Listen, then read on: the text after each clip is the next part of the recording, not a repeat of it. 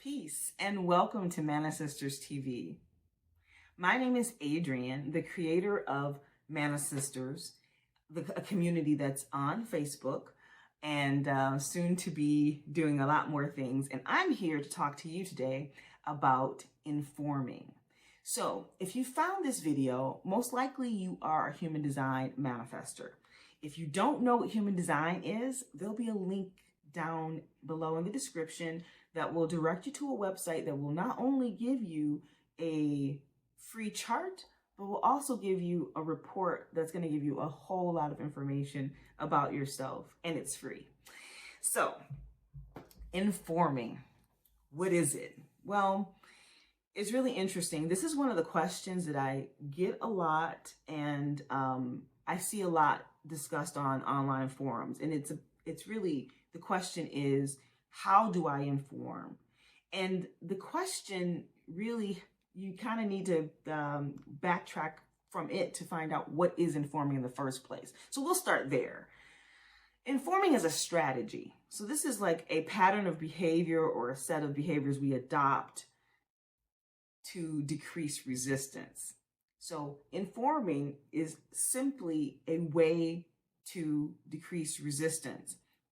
That's really interesting because most times when I hear people talk about informing, they're only talking about the verbal parts. And we're going to get into some deeper discussion about that and more things. So resistance is when, as a manifestor, you encounter people who want to disrupt or stop what you're doing for whatever reason.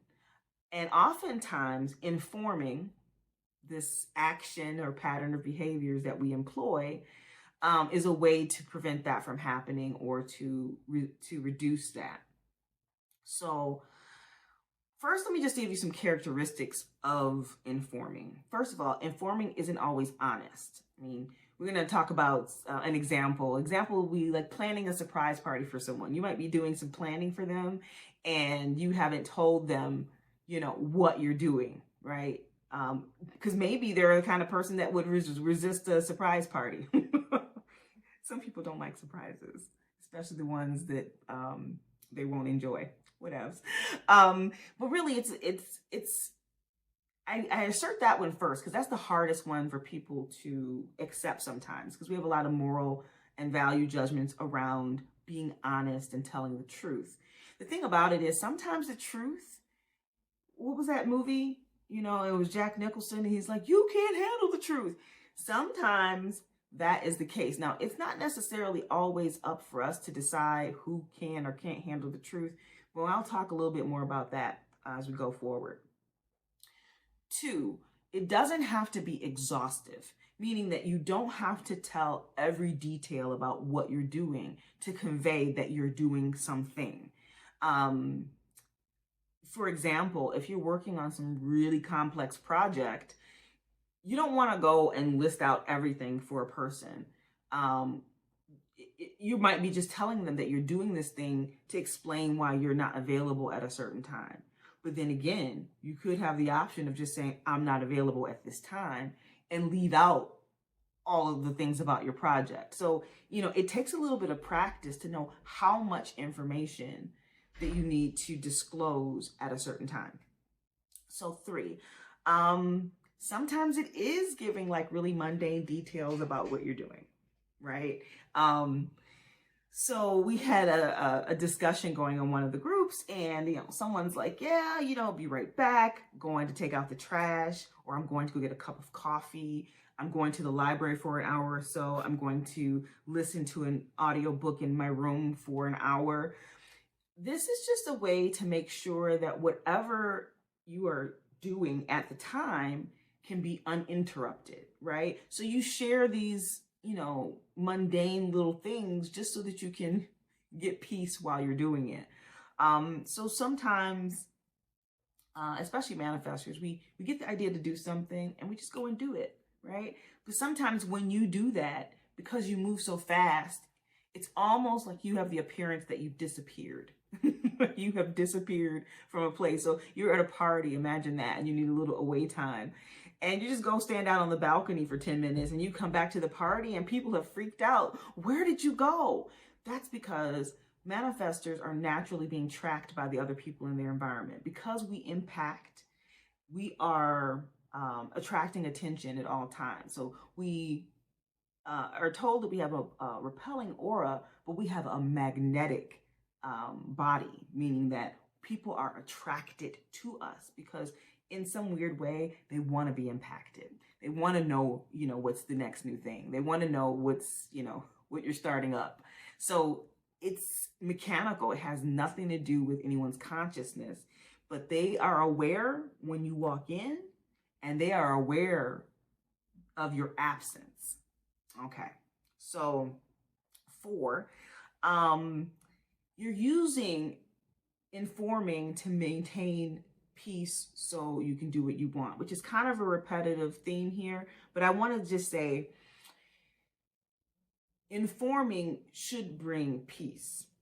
Now, I'm not saying that informing feels peaceful all the time, but it should result in peace, meaning that sometimes when people are running into a situation, they're like, "Oh, I'm telling everyone everything, and I seem to be getting more resistance." Well, you're getting more resistance because you aren't gauging the situation properly. And that'll bring us to number 5. Informing takes practice and timing. So you're not going to be perfect at it at first. I have this really great graphic, and I'm pretty sure I'll put it here.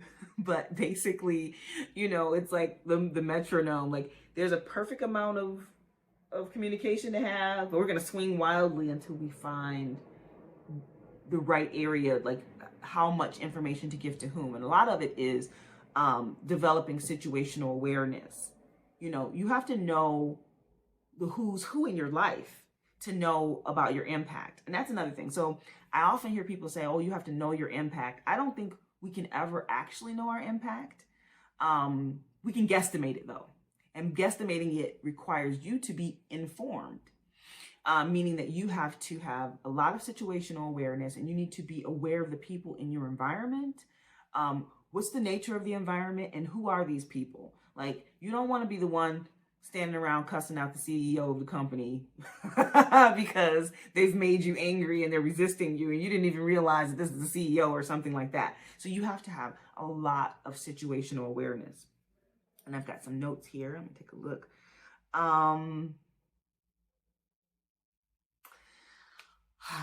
So there's another one. I'll tell you a little bit about my own experiences with informing. So I used to work a job, and the person who was he wasn't just my manager. He was like maybe a couple steps above me, but we worked directly together. He would go on vacation maybe 2 to 3 times a year. Well, 3 or more times a year, actually. And he would be gone for a long time. He would go away for, I remember once, he was in Greece for like 3 weeks, or he goes on. So I'm from the United States. We go on vacation. Folks in Europe go on holiday, and holiday has a whole different connotation. People are typically gone for really long periods of time. 3 weeks is not, out of the ordinary, not one of these 4 or 5 day things. So he would come back, and it was almost like I would have to reestablish my relationship with him. And the way I did this was, I'm going to call it over-informing, but no, it was appropriate level of informing for the situation. It's like he had forgotten me, and I had to build trust with him. Because I think that in a lot of ways, what informing does is it's a subtle form of trust building. And some people might call it manipulation. I don't have, moral or value judgments around that word, manipulation even, because it just means to, you're handling expectations. So sometimes informing looks like me not telling someone anything at all, possibly because I have ascertained based on their relationship with me and their relationship to what I'm doing, they might not need to know, right? Because they might not be impacted. So I think a lot of times where we think we're informing, we're really just throwing information around. And informing and information are kind of separate things. and I'll get to my little theory about that in a moment. Sometimes I don't tell people who will be impacted about something because I know they'd interfere otherwise. Kind of back to that surprise party type of thing, but it's never a surprise party. It's never a surprise party with me.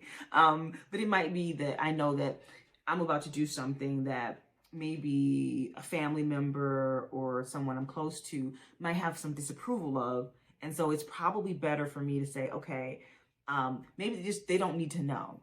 Maybe they don't need to know. One of the things about informing is the silence is actually golden and brevity is your friend. To be brief and to be silent when it is not necessary to inform is one of the smartest things you can do energetically. So one other thing is that I always say it's really, really, really important as a manifestor that you be informed. So nothing bites a manifestor in the ass more than being uninformed.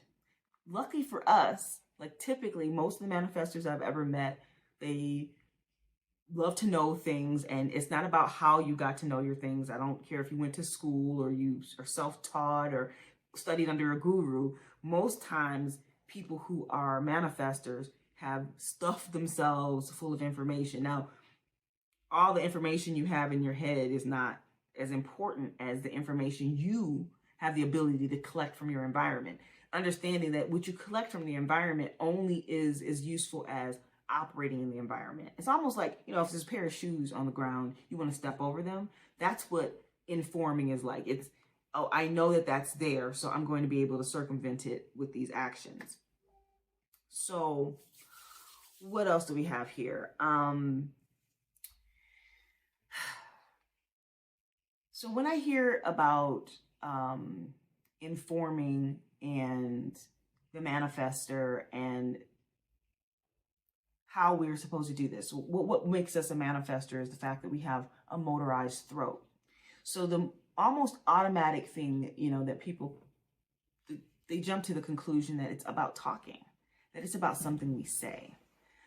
Informing can be your actions, right? Informing can be just what you do or what you don't do, right? So also, and this is kind of something that I say, this is not necessarily part of a human design canon, but informing is, it's kind of like, if you have a lump of clay and you shape it the way you want to, you're forming it. Well, I feel like informing is doing that out here on the physical plane. You are shaping things such that you're able to move freely. And this is again back to the word manipulation. It doesn't have a negative connotation if you don't allow it to. If you understand that we manipulate clay so that it becomes what we want it to be. What we as manifestors have to do if we want to operate and we want to, move freely, sometimes we have to shape the way for ourselves. So I think that's all I have to say about informing. If you like the video, definitely click like and subscribe to the channel. There'll be a lot more videos coming. I think the next one we'll probably do is how to handle questions, because that was one of the other things that came up in the discussion around informing. And it's like, well, how do I handle questions? So hope to see you then. Again, like and subscribe. Peace.